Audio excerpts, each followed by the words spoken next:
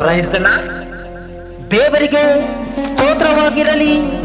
ಈ ದಿನದ ದೇವರ ವಾಗ್ದಾನವು ಯೆಹೋವನನು ಬರೆದ ಮೊದಲನೆಯ ಪತ್ರಿಕೆ 5ನೇ ಅಧ್ಯಾಯ 4ನೇ ವಚನದಲ್ಲಿ, ಏಕೆಂದರೆ ದೇವರಿಂದ ಹುಟ್ಟಿರುವಂಥದ್ದೆಲ್ಲವೂ ಲೋಕವನ್ನು ಜಯಿಸುತ್ತದೆ.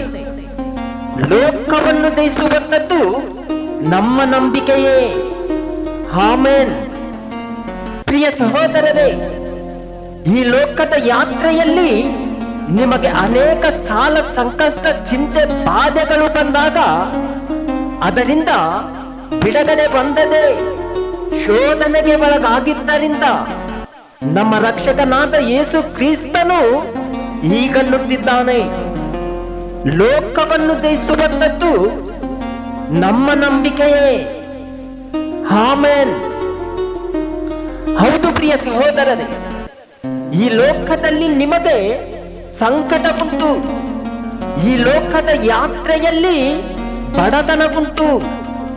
ಆದರೆ ನಿಮ್ಮ ಚಿಂತೆ ಬಾಧೆಗಳ ನಡುವೆ ನಮಗಾಗಿ ಪ್ರಾಣ ಕೊಟ್ಟಾತನನ್ನು ನೀವು ಮರೆತು ಬಿಟ್ಟಿದ್ದೀರಿ. ಈಗಲಾದರೂ ಆತನು ಹೇಳಿದಂತ ಮಾತುಗಳನ್ನು ಕೇಳಿ ಕೈಗೊಂಡು ನಡೆಯಿರಿ. ಪ್ರಿಯ ಸಹೋದರರೇ, ಚಿಂತಿಸಬೇಡಿರಿ, ನಿಮಗೋಸ್ಕರ ನಾನು ಚಿಂತಿಸುವೆನು ಅನ್ನುವ ಯೇಸುವನ್ನು ಮರೆಯಬೇಡಿರಿ. ದುಃಖಿಸಬೇಡಿರಿ, ನಿಮ್ಮ ದುಃಖವು ಹೋಗಿ ಸಂತೋಷವು ಬರುವುದು ಅನ್ನುವ ದೇವರನ್ನು ನೀವು ಜ್ಞಾಪಕಕ್ಕೆ ತಂದುಕೊಳ್ಳಿರಿ. ಆಗ ನೀವು ಶೋಧನೆಯಿಂದ ಬಿಡುಗಡೆ ಹೊಂದುವಿರಿ.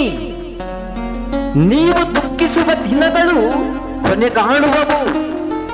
ದೇವರ ಕೃಪೆಯು, ಪರಿಶುದ್ಧಾತ್ಮವು ನಿಮ್ಮೊಂದಿಗೆ ಸದಾ ಕಾಲವೂ ಇರಲಿ.